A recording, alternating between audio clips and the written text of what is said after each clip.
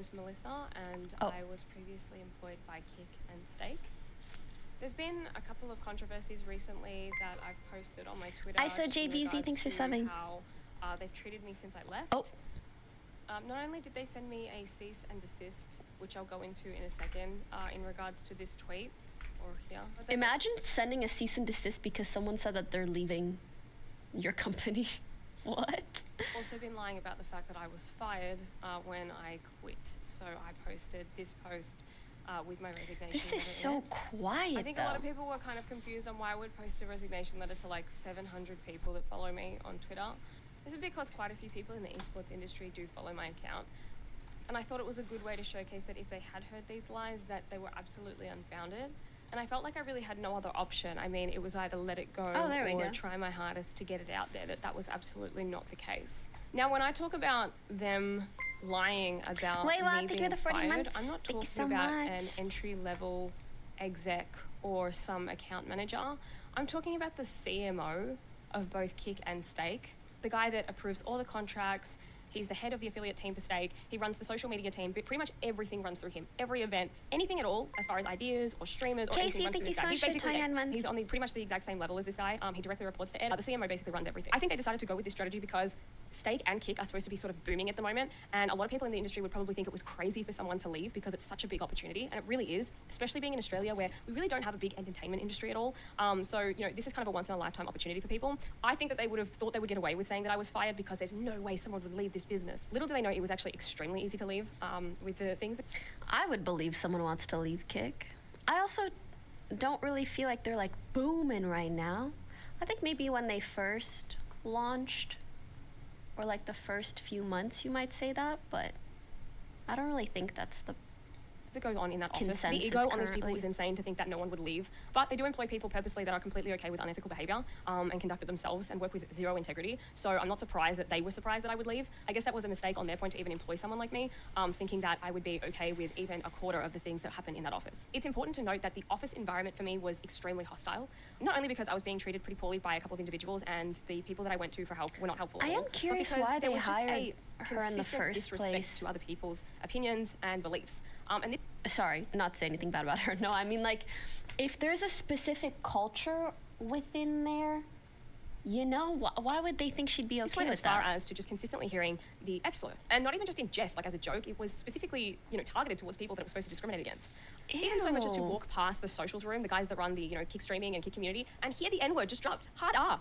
And I'm like, what is this office? How? And they had the executive, like the upper management was in the room, and I just sort of was like, what did I just hear? I couldn't believe it. And it's like, I came from companies that if you said anything slightly offensive, you are in trouble, if not fired. And I think, you know, there is a balance that you have to strike. Behavior. But at the end of the day, it's the company's responsibility to ensure that everybody feels safe and welcome. I even remember seeing a couple of people in my team laughing because they were deliberately misgendering transgender streamers. Like, how do you function in that environment? So in regards to my resignation letter, a lot of it was blurred. This was just due to the fact that a lot of it was personal information that wasn't really relevant, or it depicted another staff member whose story is not mine to tell. But the part that you could see... Wait, no, actually, I think the thing that freaks me out the most is these people are probably all in their 20s, 30s, and 40s.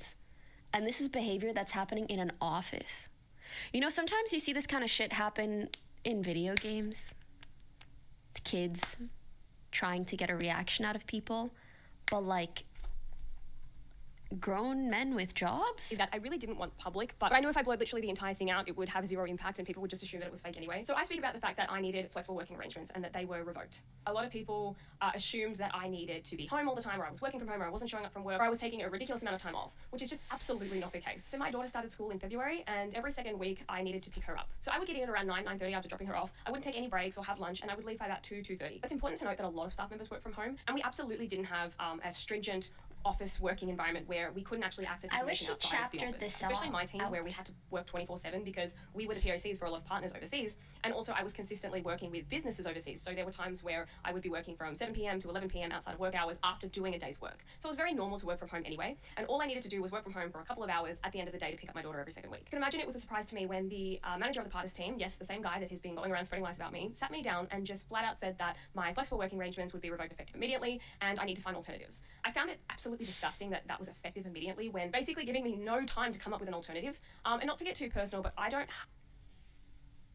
What is the point of revoking someone's ability to go pick up their kids once every 2 weeks.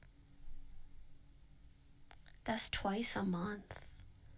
And they're working on off hours anyways. Have anybody to lean on. I don't have friends or family that can help me out here, and they were very aware of that. So for me, there was no other options. They were basically telling me to choose between my child and my work. Of course, I asked if this had anything to do with my performance, because to me, that was the only excusable reason that they could have to even revoke the rights, but to do it so suddenly. I was told in that meeting that it had absolutely nothing to do with my performance, which made sense to me because I wasn't underperforming at all, and I hadn't been told ever that I was underperforming. So it would have been very out of the blue for them to just say it in that meeting and not tell me anything prior or give me any kind of notes prior to that, like, oh, please work on this, or you need to do better here. When I asked what the reason was for this insane backflip, they told me that my parental responsibilities were becoming a burden to the team's morale and that it was going to have an effect on their performance. And as you can see, this was solidified in this. We have given you the benefit of doubt for the past couple of months by letting you work from home during the second half whenever you have required to do so. However, next week onwards, you would have to request leave half day if you were unable to work for all the 7.5 hours at the office. We also discussed how this might affect the team in the long run, WRT, the team's performance, and the team's morale. Yes, I have blurred out the rest because it's I feel like to me that just means they didn't like her. Stays on track. This was very hurtful. You know, if you're a parent, you know that your morale is also very low, especially if you're working full time. So to hear that other people's morale was low, for me having to run around like a psychopath every morning and every night trying to, you know, scurry together to get her to school, to get to work, to leave work, to go get her, you know, it was a lot of pressure on me, and it's a lot of pressure on anybody. And to be so blatantly just disregarded, you know, and overlooked in that moment, it really sucked. Look, I wasn't at all surprised about being treated like this because the way that company is run is unimaginable, but it did make me sad being told that basically my daughter was a burden to other people. I also referenced in this resignation letter that I was being mistreated by a couple of co-workers. I'm not going to get into this right now because honestly, it's just a lot.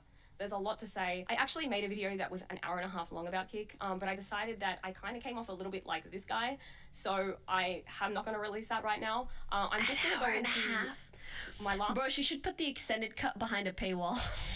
She has kids to take care of. I wouldn't be mad at it. And what was the turning moments that made me go, this is absolutely not worth it anymore?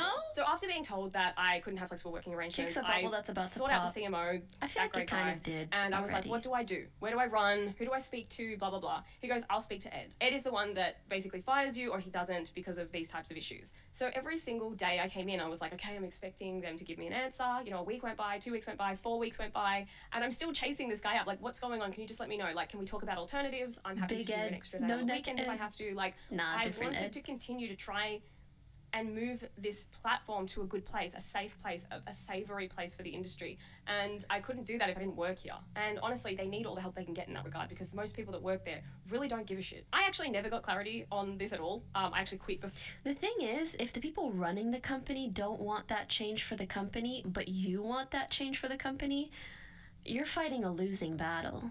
You know, like you're walking upstream. No pun intended in regards to streaming. It's just, you're not going to be appreciated there. There's no use. Before I ever got clarity about it, so who knows what would have happened. The stress of not knowing was definitely a part of wanting to leave, but there were two specific incidences in my last couple of weeks, maybe 3 weeks, that really solidified the fact that I was absolutely not in the right place. One of these incidences was when I was in a meeting and for those of you who don't know, there's a creator on Kik who got a contract through one of the bigger streamers. This creator has special needs, and we gave him a contract out of good faith and the fact that this bigger streamer was a fan of him. Quick side note, I grew up with a severely autistic cousin, and I am very in tune with the needs and well-being of anybody with a disability. So I wanted to follow up on this guy's contract renewal because the POC was the manager of the partners team. And I don't know if you guys have figured this out or not yet, but he's a massive dick. So I was really concerned that this streamer wasn't going to be treated well, and I was right. But when I asked about this streamer's contract renewal, he had a smirk on his face and goes, I decimated his rate. And this was apparently fucking hilarious because everybody else in the room laughed. I said, well, what did you put it down to? And he proceeded to then brag about the fact that he got him on a below market set rate for an English streamer. Everybody thought this was funny, and I was shocked. And even if I think about it, and if I think about this too much, it actually makes me cry because the thought of how bad this streamer must have felt, it's just not right. And the level of just cruelty there as well, and just absolute, like, no compassion towards the fact that this person... There are no words. I have no words about this. It made me... I don't use the word hate very often, but it made me hate this person, which was very difficult because he was managing that team that I was a part of. Being around these people and those people who thought it was funny became impossible. And this is amongst a billion other things that I put in that hour-and-a-half video that I haven't released, but I think this kind of adequately depicts the type of people that are behind this platform. The second reason, so the second incident that happened about 2 days prior to me leaving, which really solidified it. I walked out of this meeting, called my friend and was like, it's done, I'm out of here, I cannot do this anymore. We were talking about the fact that they were trying to get a very beloved Twitch streamer over to Kick, to stream Steak as well. And, God, it's horrible. And just for context, this particular streamer had been publicly battling cancer recently. So they decided to utilize that in their strategy to get this person over. The conversation very quickly became quite sinister. I'm going to say a quote, and it's something that I cannot get out of my head because it's so heinous to me. And I think it will speak volumes in, you know, the type of characters that work there, which is why I had to get out. The quote that I remember hearing was, "We can get her on Kick streaming Steak for a relatively low price because she probably thinks she's going to die soon and she'll want to leave more money for her family." When I heard that, I actually was surprised. I sort of looked up in surprise. And everybody else was sort of looking at this person that was speaking.